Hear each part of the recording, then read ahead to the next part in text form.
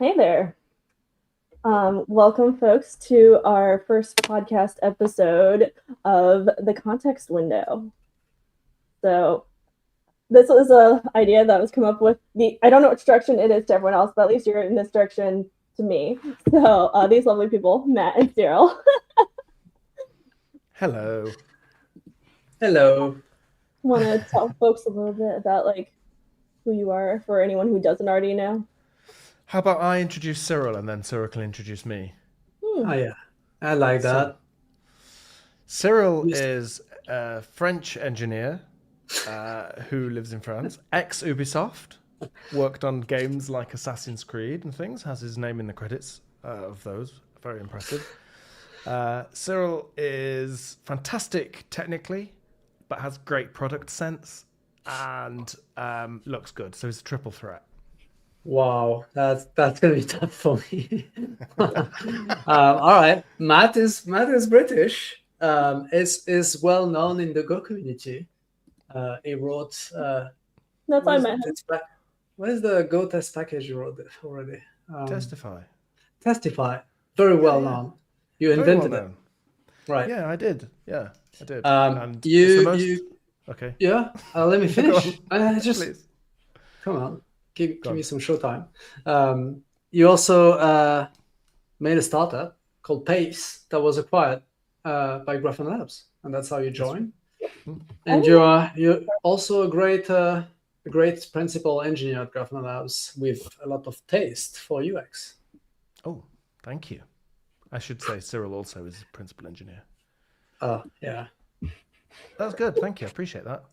Yeah, Tiffany. We should do this more often. Yeah, just introduce each other. Yeah, I like it. I love this idea. It needs to be a thing. Now I'm like, what do I even say that's interesting to make it more fun? I don't know, Matt. Do you want to start introducing me? Well, we've known each other for 9 years now. You're dev advocate, right? Yeah. Are you advocating for developers or are you advocating for our stuff to developers? What does it mean? I mean, a bit of both, I guess.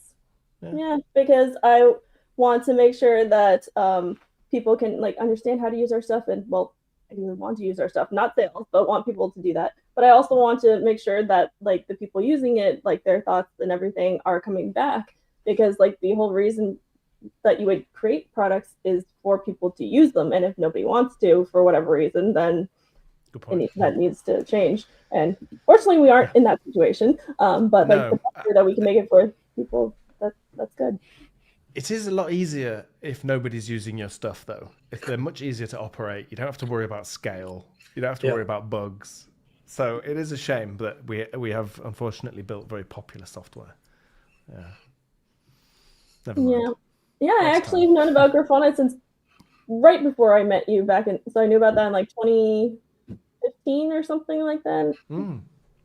Yeah, that's very familiar. And I think everyone's kind of had some exposure to Grafana, at least the dashboards and the visualizations. A lot of people don't realize it's also an entire observability stack for people. And then beyond that now with our new agentic things, hence the context window, the new assistant, some of the cool things we're doing with agents, it is a very exciting time. So this would be cool to be able to have an outlet to talk about some of the stuff we're doing with the context window.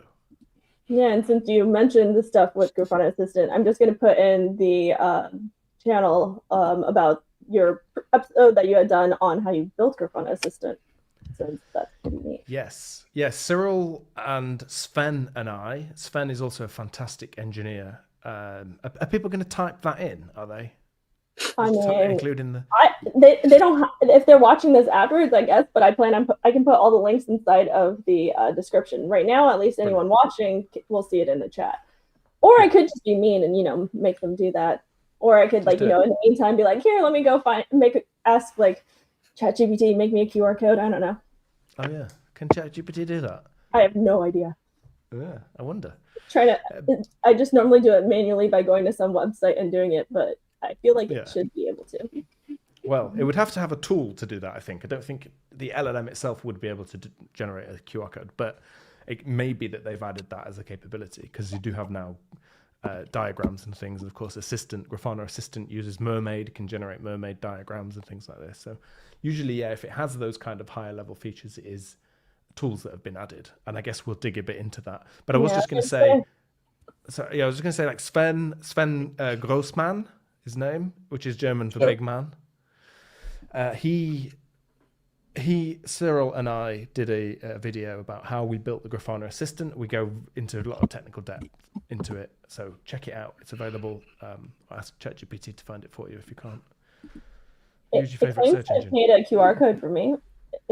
I can even style it and have the logo in the center, or colors, or high resolution for slides. Is it a real one? Does it work? That's an excellent question. Does it work? Check it with the phone. Yeah. So that's the thing. We're going to talk a bit about. Does work. Yeah. Okay. And now I'm hearing Cyril. So yep. So we can show a QR code there. Yeah. I guess like our topic here then is, what is an agentic LLM, and we're going to explain, I guess, some of those details. Right. We'll start at the beginning, hopefully, and give people a pretty good idea. But I'll start off by saying, LLMs are basically like autocomplete. They are predicting what the next token is going to be in like a stream of tokens. Oh, look at this. This is good work. This is how you can be AI assisted and level yourself up. Like, we have that QR code now on the screen, and it works and everything. I mean, even if it didn't work, I'd still be impressed. But it is good that it works. So they're basically, LLMs are just autocomplete, basically, but just trained with the entire world's knowledge, and therefore turn out to be quite good. But it's shocking to me that they are as good as they are, given, if you just strip it back to its basics of just essentially predicting what's the most likely next token in this stream. And then, well, if you're mentioning that, but I think maybe if we can take a step back and explain what a token is, because people might, like, I mean, at least for me, when I'm using ChatGPT or Cursor or whatever, it'll be like blah blah number of tokens used, but I'm just like, okay, cool, that probably means more money. But outside of that, it's not something that I'm specifically like, what does this mean? Because it's a concept that people aren't talking about with, like, if I go for any other, paid type of thing that I'm asking stuff for, but like, it's like, what is a token? Yeah, that's a good question. Cyril, what is a token? Yeah, so for human, we actually split sentences with words, but for LLM, they split using something that is different than words. It's actually cross-word, and that's what we call tokens. Usually tokens are like 4 characters, in your sentence, but yeah, it's not actually like each model use different tokenizer to actually tokenize a sentence. So you never really have the exact, you can, only the model can know the exact amount of token from your input. But pretty much like, you could consider them as like words for LLM. Yeah. So a sentence would have maybe 3 words, but maybe 6 tokens it takes up. Right. And I think it also, depending on the tokenizer, does things like depluralizes words. Like, this is like NLP, natural language processing, and also take the stems of them so that it's the same to say like idea, and that's a bad example. And ideas maybe, like, and because maybe it doesn't matter too much some of that detail, and it would be kind of noisy. But I don't know what modern LLM tokenizers produce, because it's they've wrapped this up in very nice APIs that we get to then just consume to build our products. But yeah, it's so I guess like each word you could, if you imagine each word is a token, that's close enough to get away with it, I think. I was waiting for Neil's big breath. I was waiting for him to be like, well. Yeah. Me too. Yeah, when we do estimation, I think we do like 4 characters for 1 token usually. When you do like a coding and you want to do on average, that's a good estimate. So just keep your word very small. But actually, but it's a good point, Tiffany. You mentioned that tokens equals cost, and that really is the case. And so a lot of our job, we're building the assistant and other agents it's really about the context and about keeping the amount of tokens that go into each request kind of small and managing that. Like, with Grafana, if the agent is going to look at a graph that's, can be quite a complex looking graph with lots of data in there, that could take up a lot of tokens, and you can easily run out in a conversation. And if you run out, then that's kind of the end of it, unless you do something about that. We can talk about what to do about that if that happens. But yeah, a lot of, for example, Cyril, I think this was your idea, where if we do a query in Grafana and we get some data back, we actually give that to a different model with a fresh context and just say, can you just explain this data?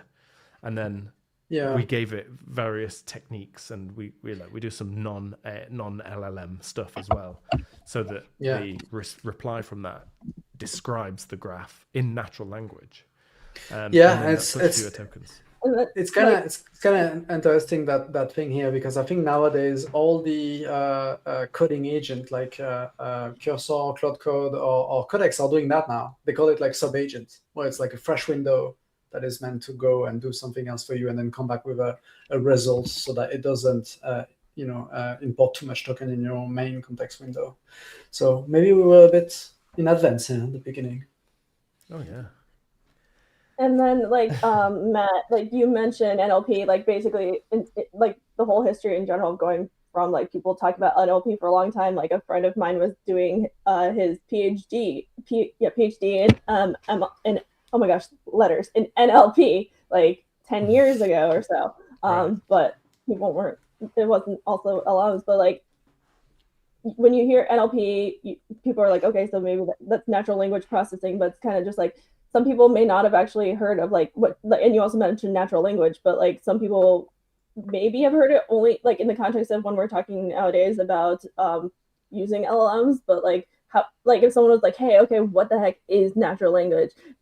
Do you just describe it as the things that you would be here you and I are talking, me asking you, hey, what is natural language? Kind of that direction, I guess. Yeah, and typically computers haven't really been very good at dealing with that. Because they're sort of like logic machines, so we had to invent things in order for it to be able to do that. But we had a startup that was doing NLP, and one of the things it did was entity detection, where you notice certain types of things inside the language, inside the text, like dates, for example, people's names, places. And the better you can do that, then of course the better idea you have of really what that means. But LLMs kind of just seem to just know, they know a lot of stuff already because they've been trained on essentially the entire internet. Yeah, because I remember earlier on when you would ask questions to ChatGPT or so,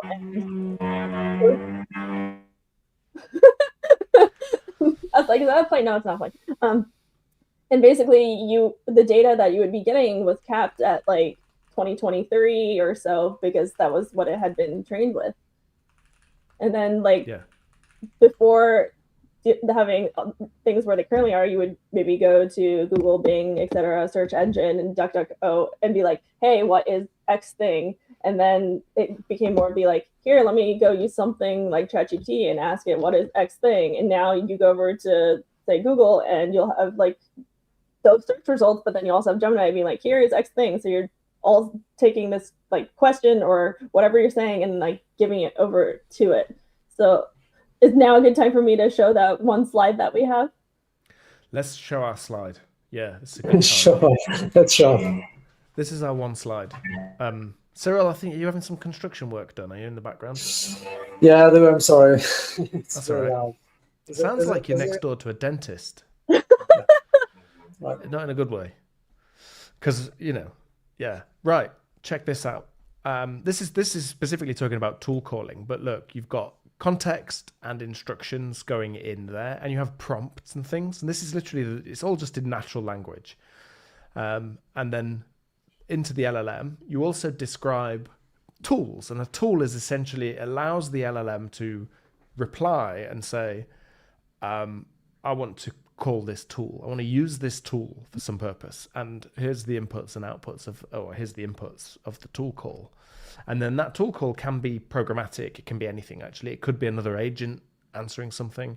It could be a function, just a sort of typical programming function that was probably been written by an AI, let's be honest, but that it's actually calling some code. And that's how we plug in all the capabilities of Grafana Assistant.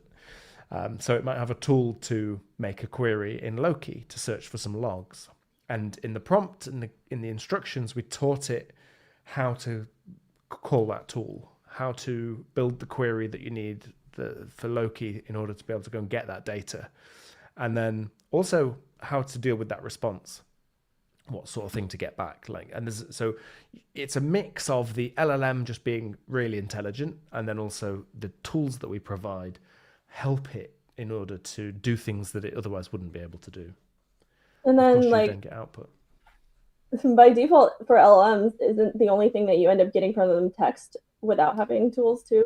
So like if you want to be able to go and generate, like people will just go and generate images all the time, but that's because there is some sort of tool for that. Or if you're using Assistant and being like, hey, create a dashboard for me, the things that it's using is a tool for that. There's a tool for different things in Grafana Tempo for traces. There's tools. So like if you're using Assistant, for instance, you could just literally go and ask it, hey, what are some of the tools that you have?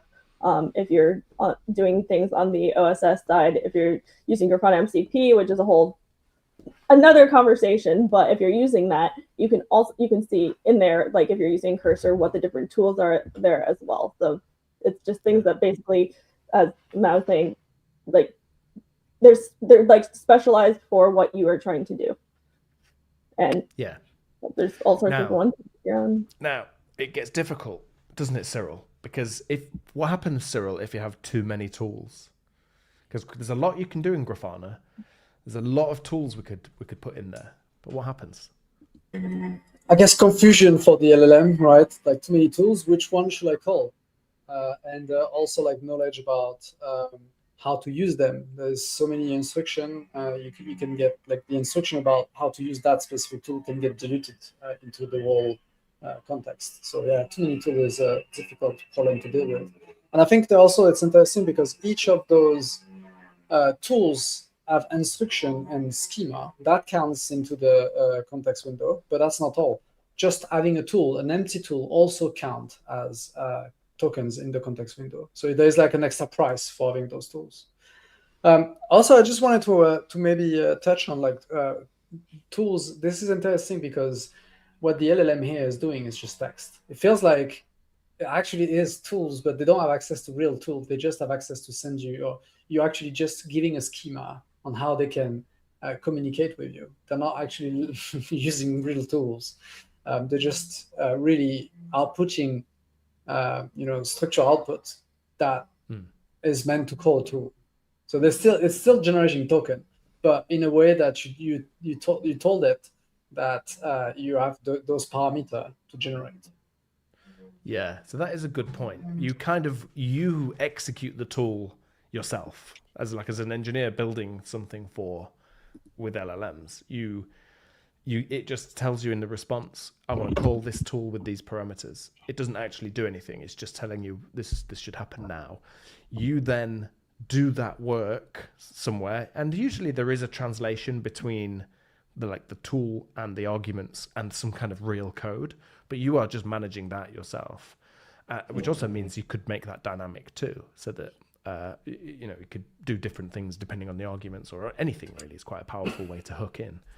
And then you just call the tool, and when you've got the result of the tool, you send that back in the next message. And we didn't really talk about the agentic loop, which we should at some point, I think. Yeah, this is also what's also interesting is that we haven't talked about tokens too much into it. Like, we talked about what are tokens, but they are very important because I think in LLMs and agentic, they are like the unit of trading. So when you design a tool, if your tool has a schema that is quite complex, that means a lot of token for the LLM to generate. And generating token is actually much more expensive in terms of cost, but also latency. So you want to avoid designing tools that have like text inside that needs to be very long, or you want to have input in your tools that are only what you're required to call the tools. If you can infer some other stuff, you should probably do so. And then like if we take a step back even further, like people, besides the fact that a lot of people type GBT instead of chat GPT, there's like a reason that it's even called GPT, with like, I didn't actually know what it fully stood for until recently, but generative pre-trained transformer. So then there's the question next of like, what is a transformer? Like, why do I care? Like, I mean, the general public may not necessarily care about it, but like someone who's actually trying to understand these things and dig into it would wonder, like, what is it? Seeing that one of the biggest tools out there, well, I guess tools is an overloaded word, but one of the biggest things out there is ChatGPT that people are using. So yes, yeah, Cyril's now going to explain that from his light aircraft. Yeah, Cyril, just pretend you're in a light aircraft. I'll just tell my dentist to stop it. Sounds like someone's cutting the grass. I mean, I don't know necessarily. If I don't, just so everyone is, just so we're clear, I don't necessarily know exactly how the transformers are working. I just know the basis, so we can, I have enough knowledge to understand and work with it. And I think that's the case for everyone. You don't need to know exactly how the science is working for LLM. Now they've been provided to you as an API, so just getting a feel is probably enough. But transformers are just like when we talked about when they receive input token. Transformers are just about, they're not processing just token by token. They actually are processing token and having some sort of attention to what's happening. And all the current LLM that we are all using, including Claude and ChatGPT, OpenAI, are now all using transformers. And the idea is that as it processes, it will score relevance on each of those tokens to give some more attention to some of them. So almost like a human, right? You will have more attention to some tokens that are in the sentence because they mean more in the sentence. So that's what transformers are. What is interesting to know about this when you are working with LLM, though, which I think is more interesting than knowing about transformers, is that those transformers have a U shape of attention. Sorry. So that means that they usually are, putting more attention at the beginning of the context window and the end of the context window. And usually what's in the middle is less attention. Doesn't mean that it has zero attention, but it has less attention. And so knowing that is something that you can leverage. You probably should put important stuff at the beginning. And if there is something you're struggling with, with the LLM not actually following instruction, you could put back instruction on every turn at the beginning to make sure that it's always considered. Yeah, I think that is a very interesting point. Like, and I think that happens in language too. If you start a sentence, you'll say, like, you normally start out with something that's quite important. You elaborate a little bit, and at the end, there might be a call to action. It might be a question, or some kind of conclusion or something. So it's definitely that for a reason, and it's interesting how similar LLMs end up being to humans and human behavior, and they end up kind of inhibiting human kind of traits, which is kind of quite an interesting sort of effect of this technology. But I guess, ChatGPT, is probably an extremely complex thing, like a big, complicated, like architecture. It's not just an LLM. They've got all sorts of things going on. I think, like, to make that good. Yeah, and then like, given the fact that this, I guess, series episodes are called the context window. Okay, bye, Matt.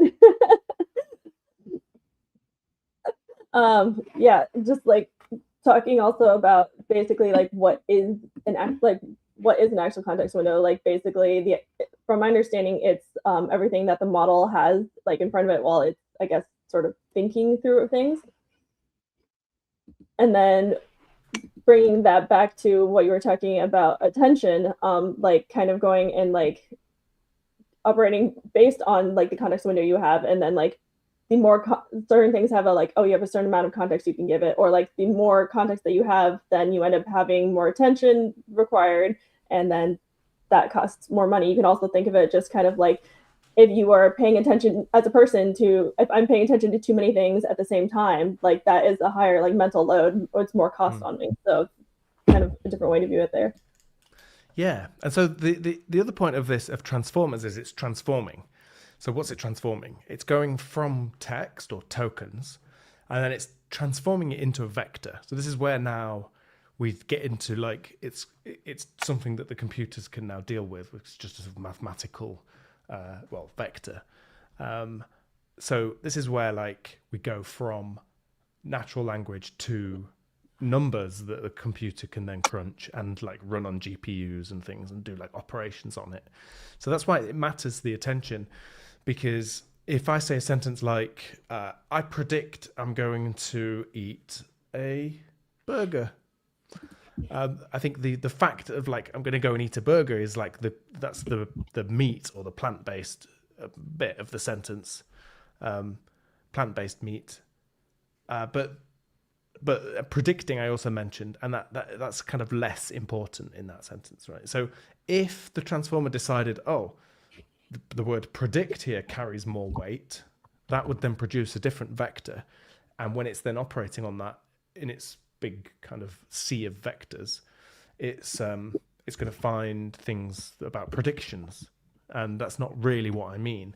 So how good these transformers are calculating, calculating, I guess, these vectors, I think that also will play a big part in how good the LLM behaves as well.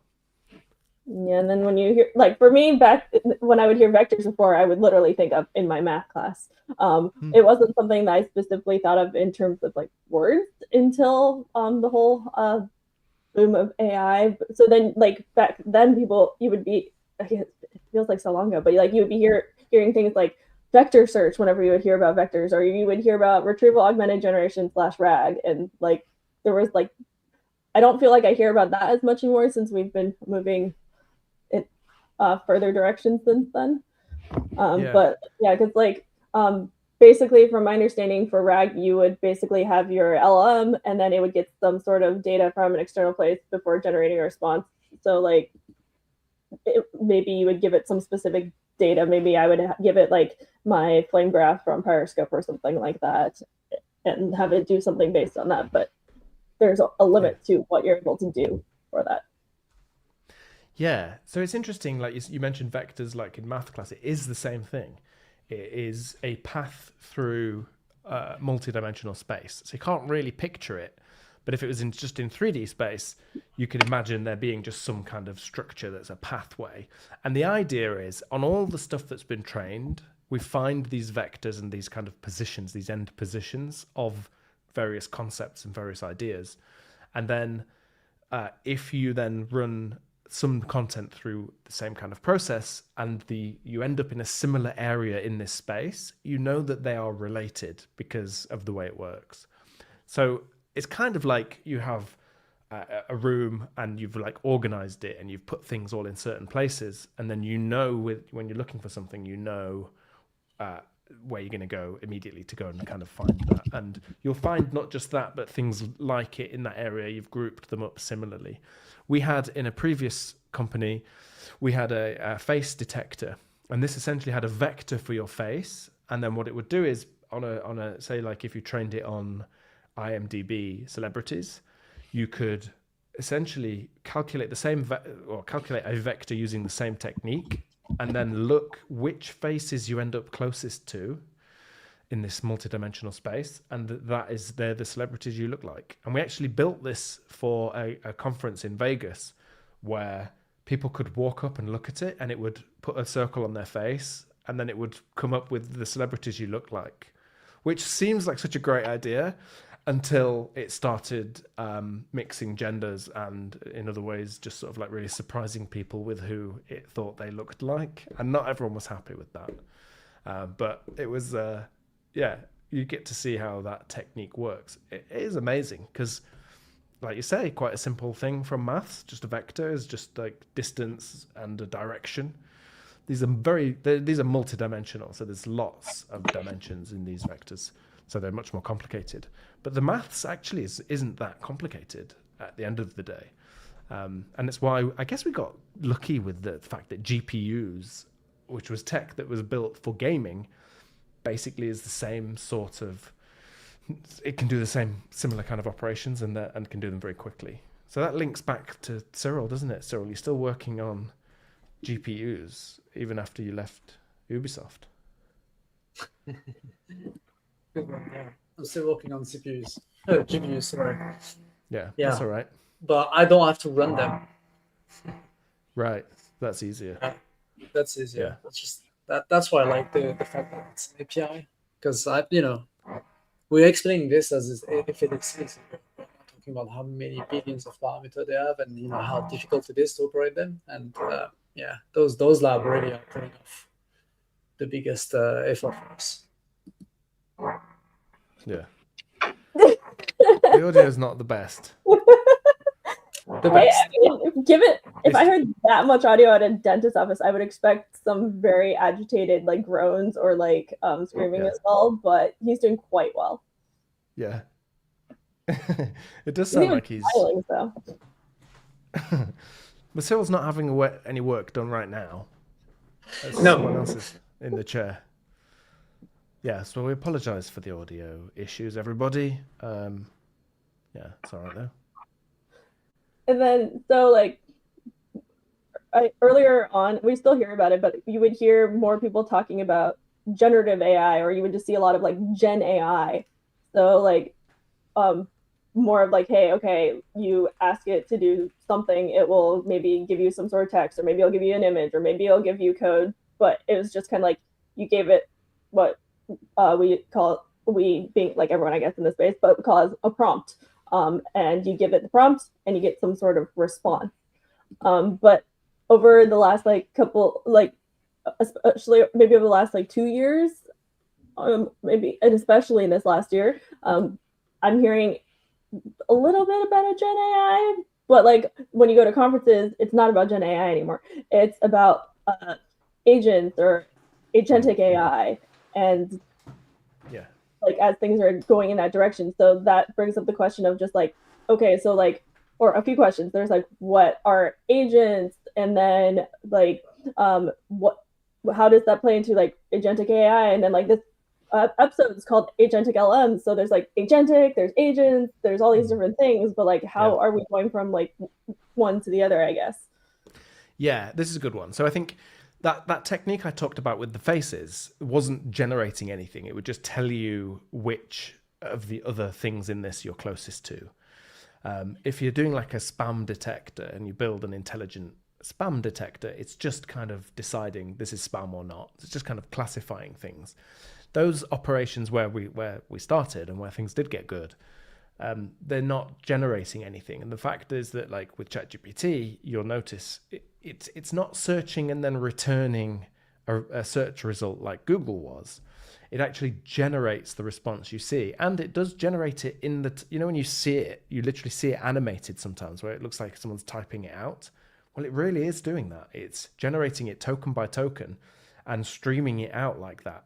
And the weird thing is, it doesn't know, once it starts talking, it doesn't know what it's going to say at the end. It only really knows what it's going to say next. And again, I think that is quite similar to people. I don't have this full sentence laid out. I know I have an idea and a feeling about it and a sort of instinct of what I want to communicate. But until I get there, I don't know what words I'm going to use. And, at any time, banana could just be said randomly, which I guess is a hallucination. So, yeah, that's the Gen AI bit. And I guess we stopped talking about it because we've got so familiar now with this concept. So we don't really... We're higher level now, working in the higher levels. Cyril, if your dentist allows you, you could maybe explain what an agent is. Yeah, I don't think he's going to allow me today, but I wanted to touch on also the streaming part. I think it's not mandatory that you actually use streaming, but if you're building an agent or an agentic software, I think you should definitely force yourself into trying to use streaming from the beginning, because it's much easier to deal with from the beginning. And it's the reason why those API exist, like streaming API, is because they are known to be slow at generating token. So using streaming API, it's a good way in your user experience to still show that there is progress with the agent. That's true, but even if you're not using the streaming API and you just get all the response back in one go, it is still streaming it, right? It's still generating it in that order. Yeah. So sure. It's just that you have to wait to the end. And the idea is, like you say, bad user experience. You just be sat watching a loader. And sometimes you get the answer you need early. So, if you ask ChatGPT a question, it'll start off, it'll kind of give you the answer and then it elaborates. So you've got a kind of chance to interrupt or you just get the information sooner. But I agree, the user experience of streaming, as long as you don't get annoyed by animations and things, which some people do, or I don't know if it gives them motion sickness or something, like some people don't like it. But generally, it is nice to know that something's happening and you are getting something from this. But they are quicker. They do feel quicker as well. But if it's generating a lot of content, you're just going to have to wait even longer. So that's the other thing, is you don't really have a sense of that, and streaming solves that. The user experience is kind of vital. If you've used Grafana Assistant, I think you'll notice we put a lot of energy into making the user experience the best it can be. Of course, we use Grafana's visualizations wherever we can. So that's nice. And we are turning text there. We are turning text and tool calls into visualizations. So you can actually see the data. And this is really part of that is it looks great. And I do think that is important in software. But actually what it does is builds trust, because you can see the data that it's looking at to make decisions. And you can also see if it makes a mistake somewhere, you can kind of easily see where that's happened. But it really builds trust with that, and I think the user experience and all that stuff really does matter. I think we said we'll be doing an episode at some point about building user experience with agentic software. We should do that definitely. There's a lot of tricks here that are interesting. That's true, and they're tricks as well. This is the other thing. Like when we're building it, if you just wired up Grafana tools with an LLM, you'd give yourself the impression you've built the Grafana assistant. But when you actually get into using it, you find that it isn't yet. It's not good enough. Like there's a lot of work gone in with the system prompt, the tools. We discovered something. I suppose other people are doing this too, but we had discovered this concept of kind of tool overloading or higher level tools, where instead of having 5 tools to say read a dashboard, edit the dashboard, delete a dashboard, add a panel, instead of having that explosion of tools, just have one tool called manage dashboards and take in the operation as an argument. And that is much easier for the LLM to deal with, because its initial surface of tools is much smaller.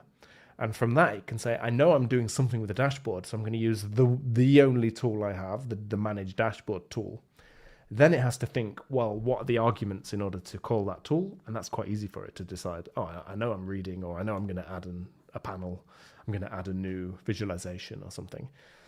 So it's like tricks like that, and it's just continuous. We are just constantly developing and building and working on that.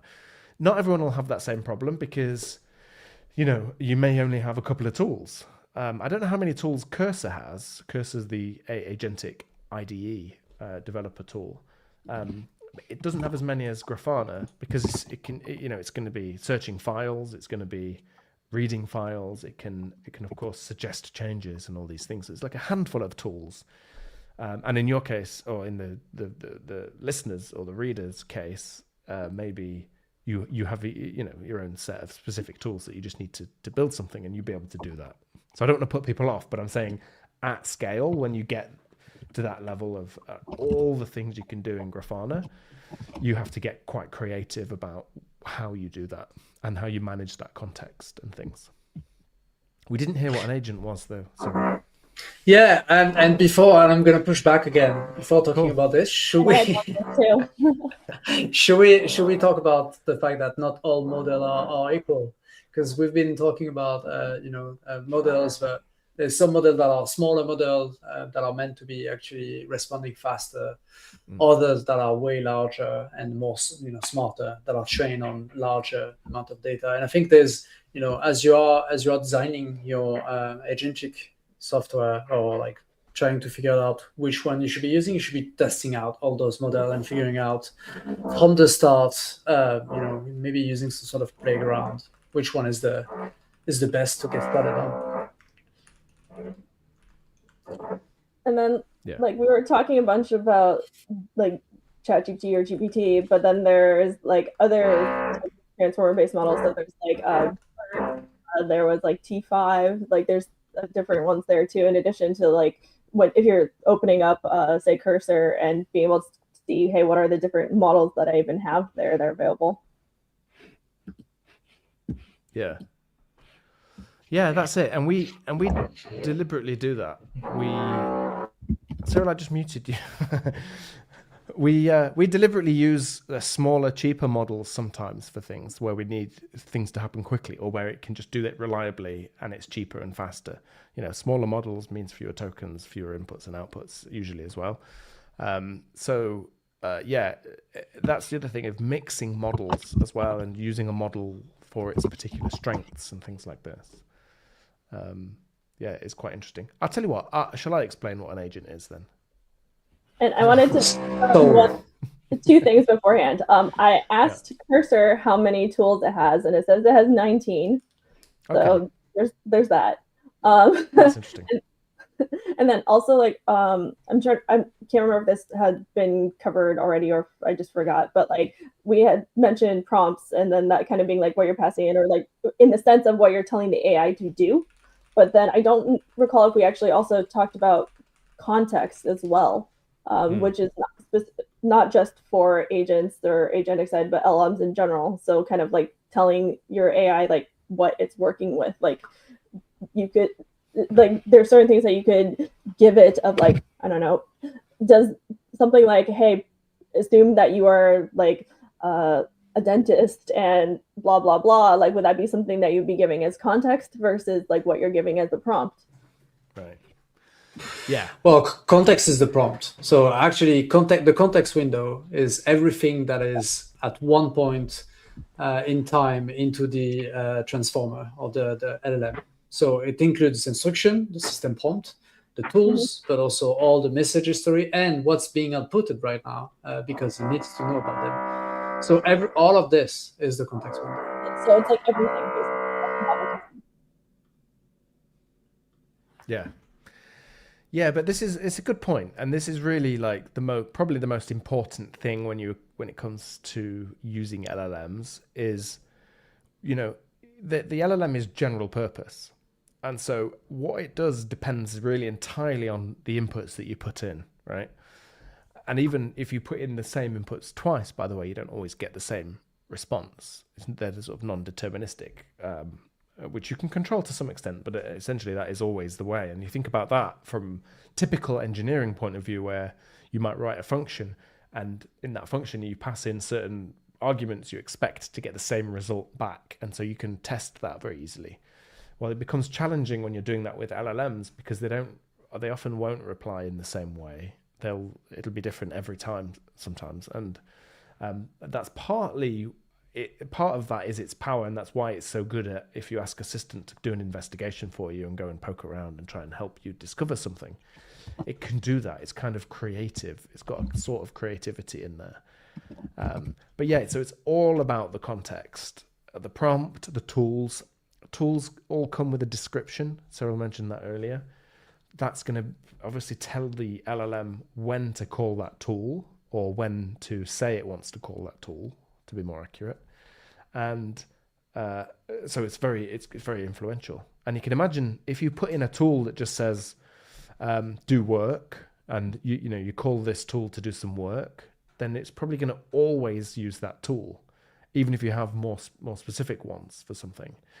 So you'd have to be really careful about how you describe the tool and its name and its description, because context is everything. And then like inside your context, there's also like the things within that context window that you've already asked, the stuff that you've asked it, the stuff that it's assuming based on whatever you have given it. Maybe it's hallucinating and it was wrong about something. And if you don't correct that, it's keeping that as part of your context window.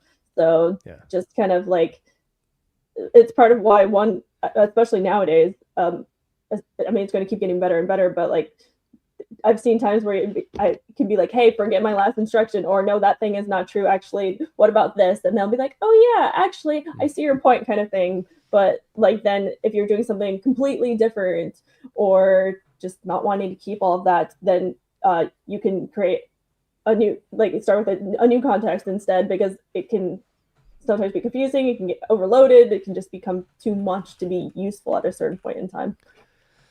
Yeah, so this is, I think, where we can talk about what an agent is, because you're right, like this, the context window grows over time, and this doesn't happen really if you go to ChatGPT and you just ask a question and you get a response, then all the context is just in that first prompt. If you then follow up, so then you can ask another question to it, that's where it's got the context from what it said before in that same window. And this is how it's very natural. It's how you can start by talking, like you say, talk about the dentist. Then you can say, what sort of drills are available? And it's not gonna go and just tell you about power tools. It's gonna tell you about dentist drills because it's got that context. So it's also possible to, of course, poison that context, like you say, and you have to correct it. But the agentic side is basically that conversational back and forth, but it's actually allowing the agent to do that on its own. So it can start with something and decide, I'm going to call this tool. Grafana Assistant does this. It will then call a tool. It might make a query and get some data, which another model will summarize. It'll get that summary. And then from that summary, it can decide, am I finished?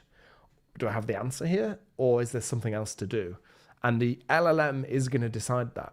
And so this is where it's that loop is how it's then able to basically gather a bit of context, make a decision, gather a bit more context, make a decision, and keep going. And that's really how it does an investigation, which is how humans would do it too. If you find something up with your system and you go and poke around, you're sort of remembering the things you're looking at, you're using that to dig in some places, or you might see something and think, oh, it's not that, so I can ignore that. That's all goes into the context in your brain. It's the same kind of thing. And those contexts can, of course, grow over time, which is kind of interesting. So I see that Cyril has some documentation up. Oh, cool. Yeah, every time I hear about context window, I really liked this representation here, showing you like how does it grows over time and over term, actually, as you just explained, Matt. So it's kind of nice to see how that works and where there's the limit. Usually it's like 1 million tokens or 200,000 tokens, which is the two biggest type of context window you have. Yeah, and it's funny because you pass in the API endpoint. I think this is true, right? So it doesn't remember anything. You actually collect this context as you go, and you pass it all in again every time. That's right. You have to always, which is interesting. Yeah, you always have to pass it back again. There's new API now, which are called WebSocket, where you don't necessarily need anymore to keep passing everything, but because you keep a persistent state with the LLM, that's why.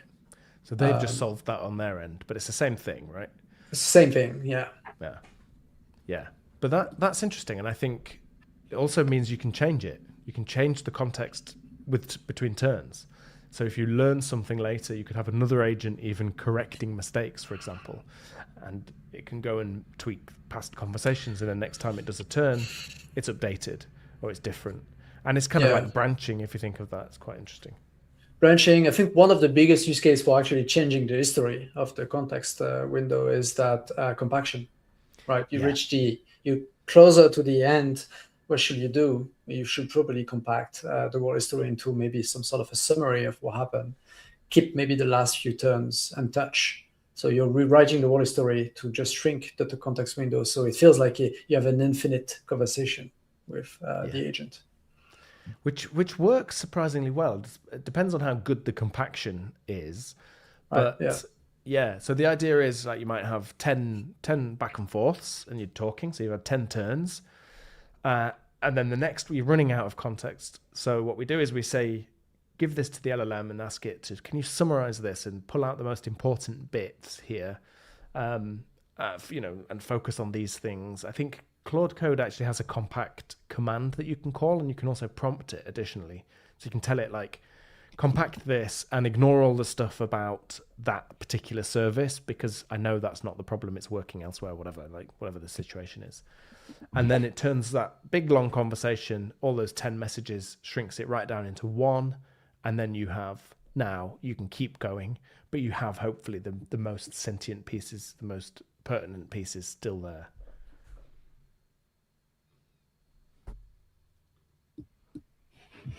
Back to all of us so that I don't keep covering Cyril's face whenever I post a link. I don't mind. Yeah, nice. Yeah.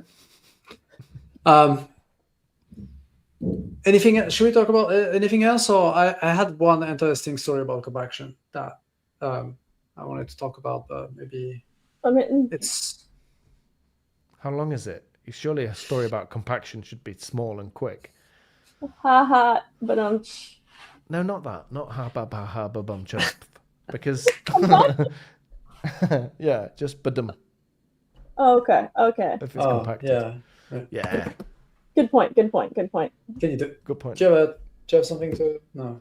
What's your great cool story about compaction then, Cyril? You must be fun at parties. I've got a story about compaction, everyone. Hey. It's not actually a fun story. It's just something that most people don't realize about compaction. So we haven't talked about token caching, which is very important when you're building an agent, because token caching is what will make it fast. If you're not caching, you're always asking the LLM to re-understand the history of the messages. Token caching is having the ability to cache what you've been processed already in your message history. The fun story or the trick here that I wanted to talk about with compaction is that a lot of people think that a good way to do compaction is to use a smaller model to summarize the current conversation. But it's actually counterintuitive to do that, because when you do that and you change from one model to another, you're losing the whole cache that has been built with the history that someone was talking with.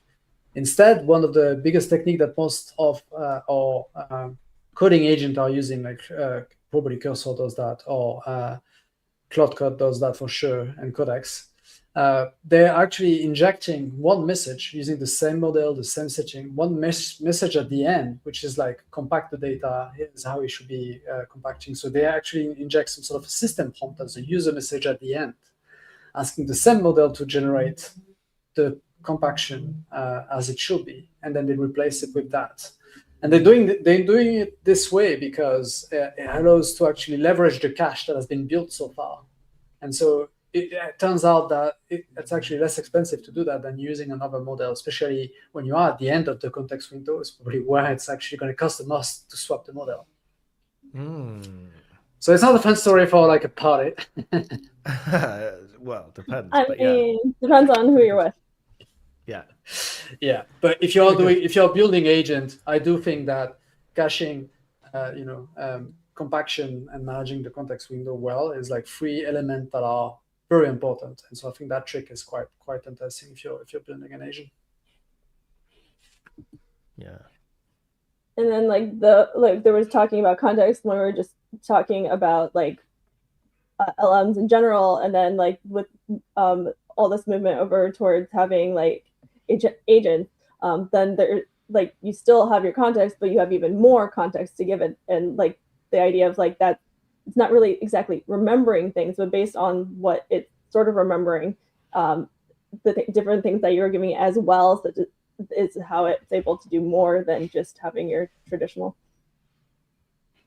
Yeah, which is phenomenal, and given all these things, and they keep developing. It's great that we have competition in this space with the frontier models, because they keep innovating, they keep solving problems, so they just keep getting better, and they're building higher and higher. They're building more things around the LLM, most of which don't require new APIs. The API of here are the messages, generate the next one, or stream the next message back, is kind of quite a nice interface really for this. But within that, there's a lot you can do, So yeah, I found this part interesting because we're seeing models actually getting smarter for sure, but where the biggest part of the innovation is happening is in the API nowadays. They're adding like new features so that you can compact online or having web search automatically done. They know that there's a lot of people that are integrating and building agent on top of their API, and there is a big race between those frontier labs, to provide the best experience for integrating and solving those problems. So it's funny because, for instance, like the tools, having too many tools as a problem has been solved by Anthropic recently. And they allow you to tool search and different tools, so not having all the tools loaded from the beginning, only when you need it, or allowing the actually having a new tool that search all the tools was quite interesting. And then suddenly OpenAI is also doing the same now with 4.5, GPT 4.5. So there's some sort of a race of like API and tools for building agent that is happening, and I think that's where most of the innovation now is nowadays. So you should probably be aware of that when you're working with agents. Like there's a lot of teams working on improving those API, and so because it's moving rapidly, you don't want to over-engineer and work like for a year at solving a problem. If you can't solve a problem in a week or so, you should probably give up and wait for the next release. Yeah, and when I was saying that the word tools sometimes is a bit overloaded, I was looking up the to find documentation or something to share. It is literally the tool search tool. Yeah, that was kind of fun. And then I'm also going to share a blog that they had posted about it too, for people who want to look into this a bit more, which I plan on looking to more as well. Yeah, this is I think what makes this exciting, because you can solve problems if you can get the context right and give it the right kind of tools. You can really solve kind of amazing problems that computers wouldn't have been very good at solving before. And with, I think, the advancement of this, there's a lot of problems, I think, with AI as well. But I do see a big opportunity to really up-level everything we're doing, really. And yeah, I hope people at least try it and play with it and build something. My advice is always build an agent, build something useful for yourself. It's a great way to really learn about the nuances of it, because even if you understand entirely the architecture of it, its behavior is something else entirely, and something that you have to learn and get to know. It's a bit like working with another person. You have to kind of know what works with them. What do you say? How do you communicate with them? Things like this. So yeah, my thing is always get stuck in, build something cool, and then talk about it, share it. It'd be interesting to hear. Yeah, and when I was talking earlier about like if you're doing the whole thing of like, oh hey, you're a dentist or whatever. So that was more of the idea, because that was all under prompts. And as Cyril was mentioning, this is part of context. So like there is like your user prompt, which is like whatever you're specifically talking to about with it. But the part that I mentioned about like whether you're like a dentist or X other thing that you want, that was the one that's the system prompt. So there's different kinds of prompts too. Yeah, there's different types of messages, but essentially the primitives are like a conversation is an array of messages, and then a message will have a role in there, which is the person that said it, and then the content itself. There's also like other ways of adding context, and depends on which APIs you use. For example, in Grafana, there are a lot of Ask Assistant buttons throughout Grafana, and these things carry context with them. So when you click the button, you'll see it opens the sidebar and it'll start kind of churning and working on something. But the engineers that put that button there have added, probably invisibly, extra context to help it sort of know and understand. So it just gives you a better chance of getting an answer that's meaningful. And depending on which page you're on in Grafana, the assistant knows that it's part of the context. You don't really see it. You don't see it in the chat, but it is there. You don't see it in a chat because you see it on the page. and you already know it. The human knows it, so we don't repeat it. But you'll notice if you go and open Assistant, you can just say, tell me about this page. And it'll say, oh, you're on this page, and here's what you can do here. And so, yeah, it's the context can be, well, it is everything. And that is how you can get some amazing results, I think, with good context engineering. Yeah, you should definitely be very careful with what gets in, because otherwise you get garbage out for sure.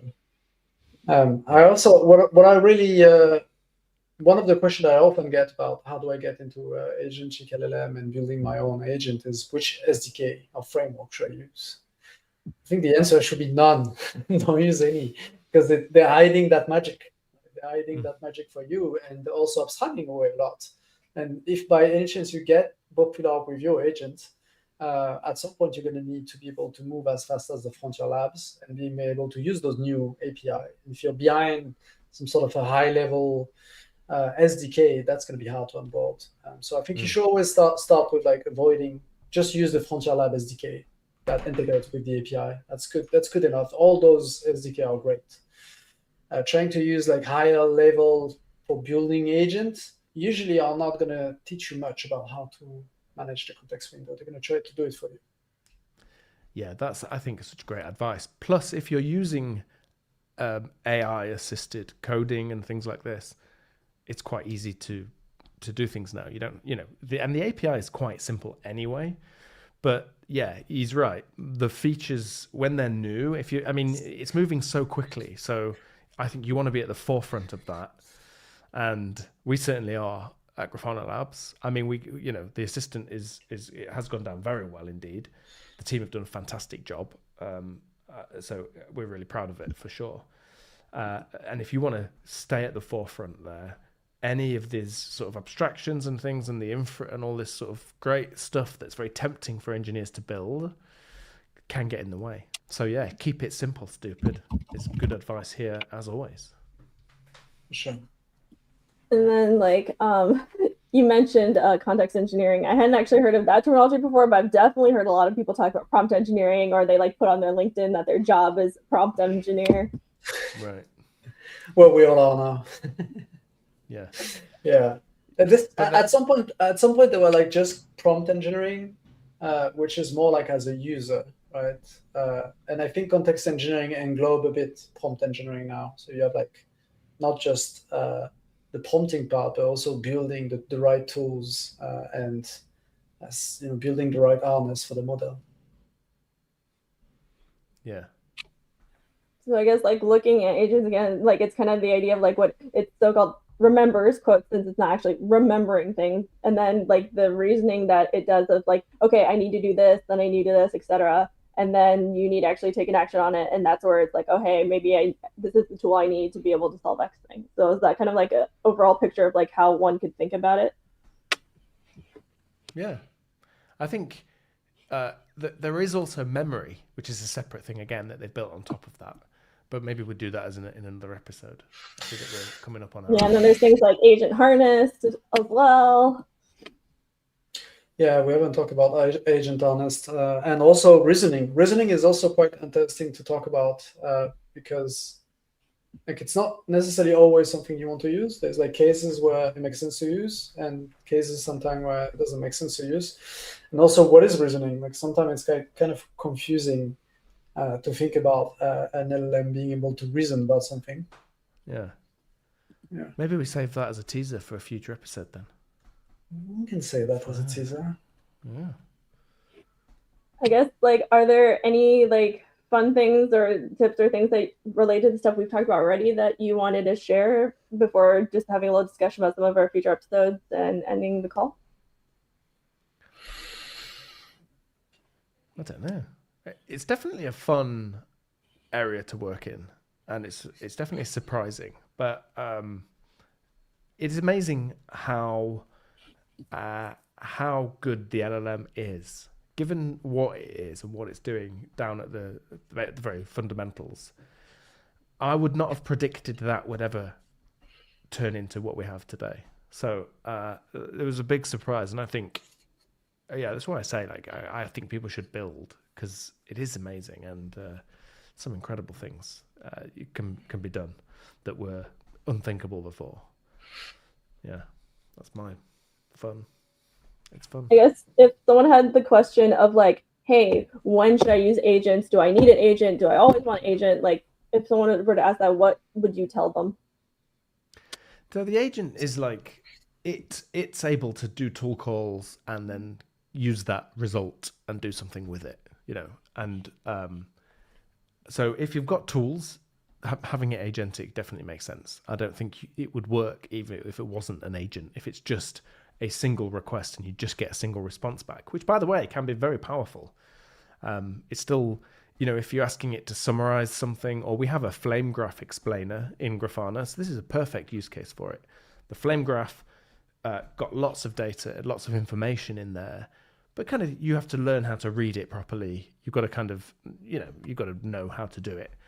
And what this does is it generates the flame graph in some text form, which just describes essentially the data, and asks the LLM to basically translate that into natural language, and just and then, you know, in the prompt, probably hidden, it says this is what to look for when reading a flame graph. Like, what people care about really is where's all the time being spent. So we probably order it by that in the inputs, and then you get the response back, which just describes what you're seeing in the flame graph.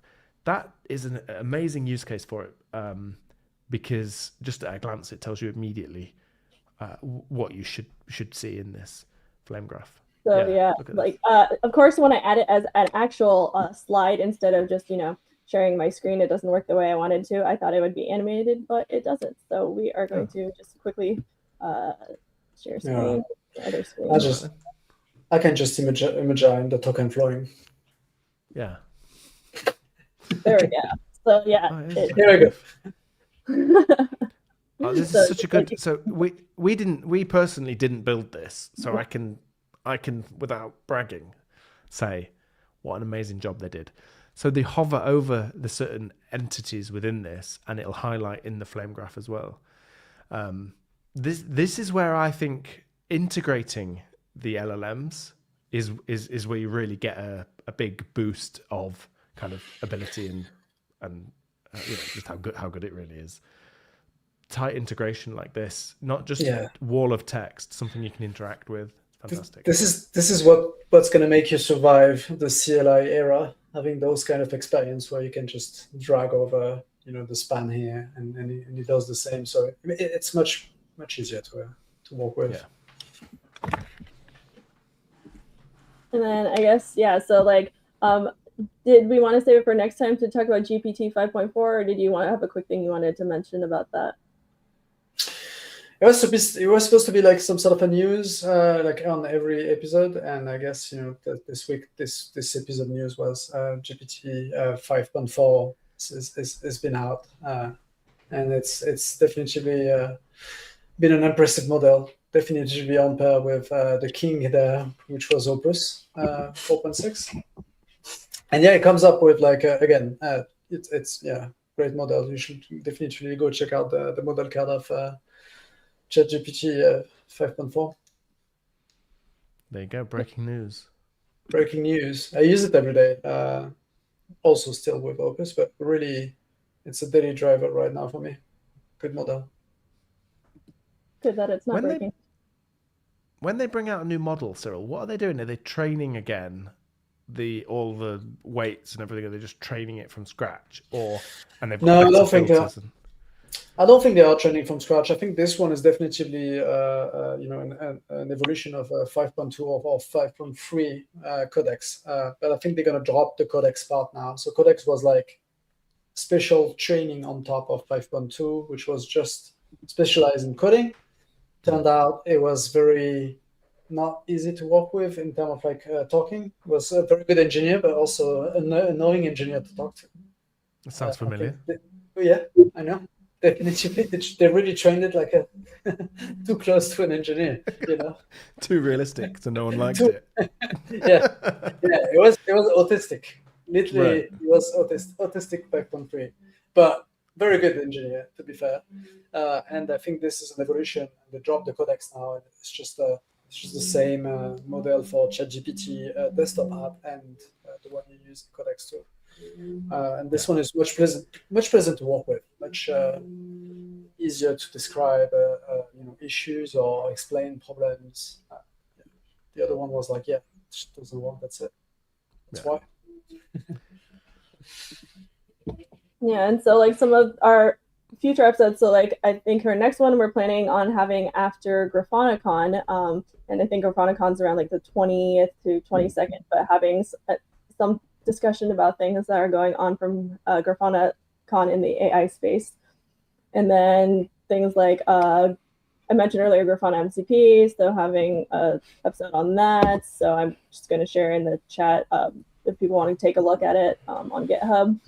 And then if we all have some ideas of things that we want to talk about thus far. These two have made a lot of like outline ideas and such, but if you being the watchers have any ideas of things that you really want to hear as well, please also let us know about that too.